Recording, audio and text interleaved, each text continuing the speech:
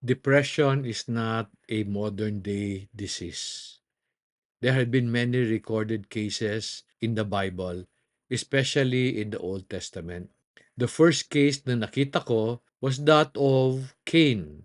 But then there was another case of depression involving a very prominent or famous personality. And this person is King Saul, the first king of Israel. Cain was a farmer, while Saul was a king. So I am discovering that depression does not choose a social status, an age, a gender, or a profession. Nangyayari ito or posible mangyari ito sa lahat ng tao. And science says there is no medical cure. I believe that the only way to overcome depression is to understand why it happens so that we can respond properly and overcome it. As the first king of Israel, I really believe Saul was destined for greatness.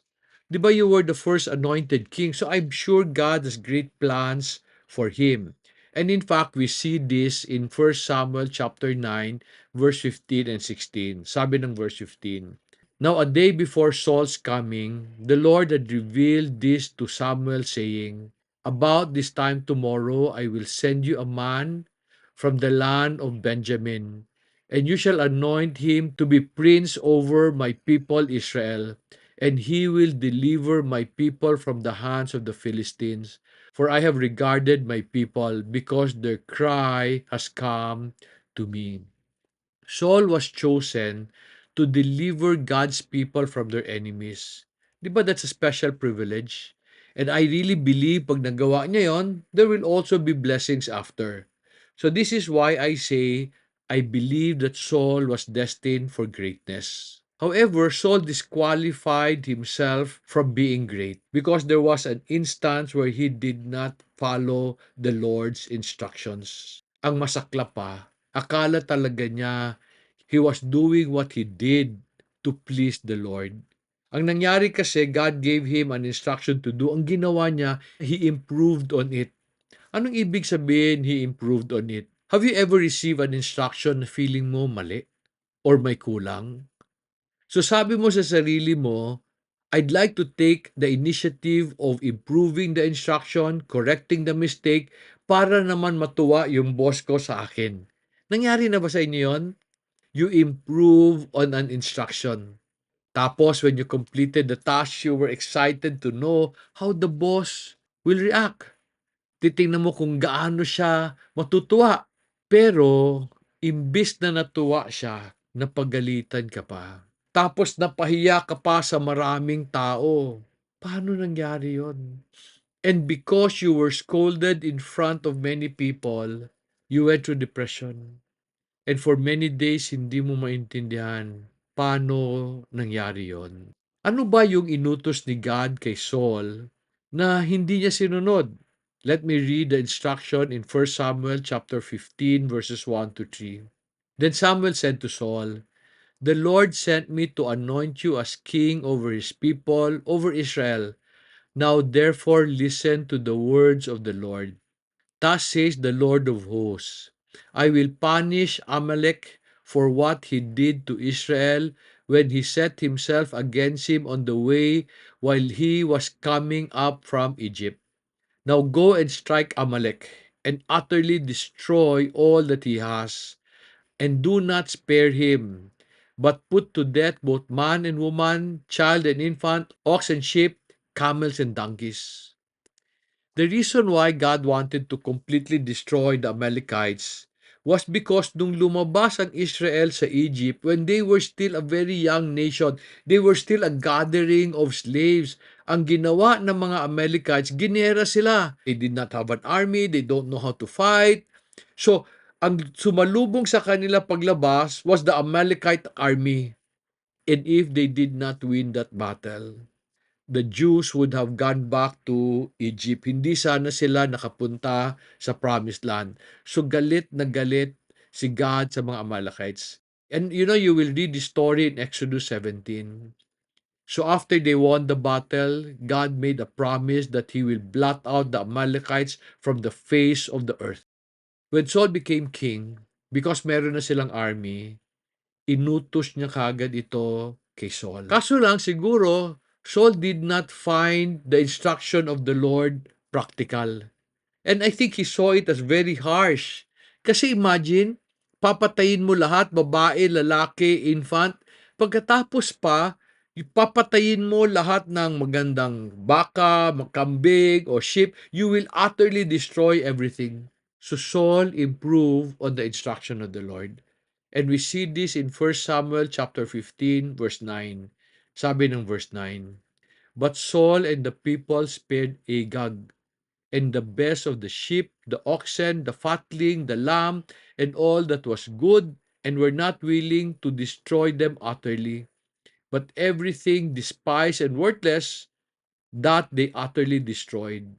Kumuha rin sila ng mga jewelries, mga gold. Diba, bakit mga masusunugin yung mga yon? How did the Lord respond to Saul when he heard this? Let me read 1 Samuel chapter 15, 10 and 11.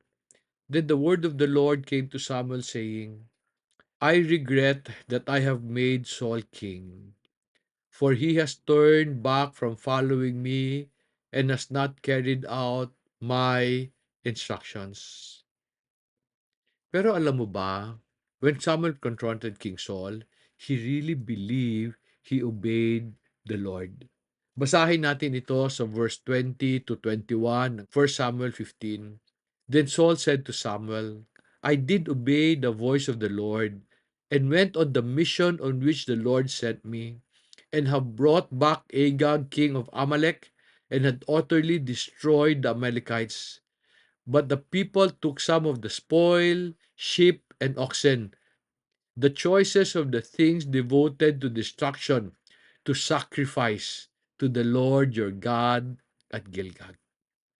He even made a justification. Isa sacrifice daw nila sa Panginoon, hoping that God will be pleased with what they did. Why did he spare Agag and the best of the land? I will explain that to you later. Pero when he explained this, nagalit masyadong Panginoon. And the Lord said something very harsh in 1 Samuel 16, 14 and 15. Sabi ng verse 14, Now the Spirit of the Lord departed from Saul, and an evil spirit from the Lord terrorized him. Saul's servant then said to him, Behold, an evil spirit from God is terrorizing you. I really believe Saul became confused and angry. Kasi naniniwala siya, ginawa niya yung utos ni God sa kanya, tas in-improve pa niya. Tas meron pa silang pang blood sacrifice. I really believe hindi niya inakala na i-reject siya ni God for just improving or changing a little of the instruction. Tapos, hindi niya maintindihan, why would the Spirit of the Lord depart from him and put an evil spirit in place of him? Why? After this incident, Saul lived an angry life. He did not have peace because an evil spirit was constantly terrorizing him. The only thing that would calm his heart was when David would play his harp. However, because he was depressed, he became paranoid. And because he was paranoid, he was always jealous of David, imagining that he will soon take his kingdom. And because of that jealousy and fear, he made it his obsession to kill David. Maski si David was the most loyal of his servants and the best soldier in his army. Di ba sabi ko sa inyo, depression makes people do foolish things, foolish, terrible things. In the past, when people get depressed, they would kill the person they feel is causing the depression. Today, when people feel depressed, they kill themselves to escape their depression. Totoo ba na the reason why Saul disobeyed the Lord was because he wanted to please him? Did he change the instruction because he was hoping that the Lord would see him as wiser? Let me read for you a verse that revealed his heart. 1 Samuel 15:24 says, Then Saul said to Samuel, I have sinned. I have indeed transgressed the command of the Lord and your word because I feared the people and listened to their voice. Saul did not completely obey the Lord because mas importante sa kanya kung ano ang sasabihin ng mga sundalo niya. He spared King Agag because he wanted him to be a trophy to show everybody his victory, but not the victory of the Lord. And during that time, people were paid from the spoil of the battle, from the gold they will collect, the jewelries, plus the best of the land. If he destroyed everything, people will see him as foolish, tanga, for doing so. So natakot siya na matawag siya ng mga tao niyang tanga. Friends, I need you to understand that God anointed Saul to rule over his people. That day, he allowed these people to take the place of the Lord. They ruled over him. Ano ba talaga ang kasalanan ni Saul? 1 Samuel chapter 15 verse 22 and 23 explains this. Saul did partial obedience. Ano ba ang partial obedience? Partial obedience is disobedience. So let me read 1 Samuel 15:22 and 23. Sabi sa verse 22, Samuel said, Has the Lord as much delight in burnt offerings and sacrifices as in obeying the voice of the Lord? Behold, to obey is better than sacrifice, and to heed than the fat of rams. For rebellion is a sin of divination, and insubordination is as iniquity and idolatry. Friends, disobedience to the Lord is very serious. Kala natin simple lang yan para sa Panginoon. It's a serious sin to Him. Because disobedience is an insult to Him.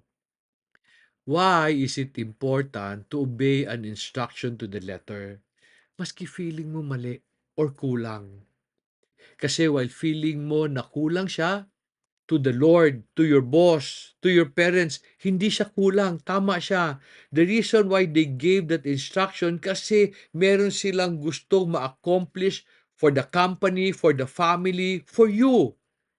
And because they have wisdom, they gave you instructions na dapat hindi mo baguhin because it will just complicate things.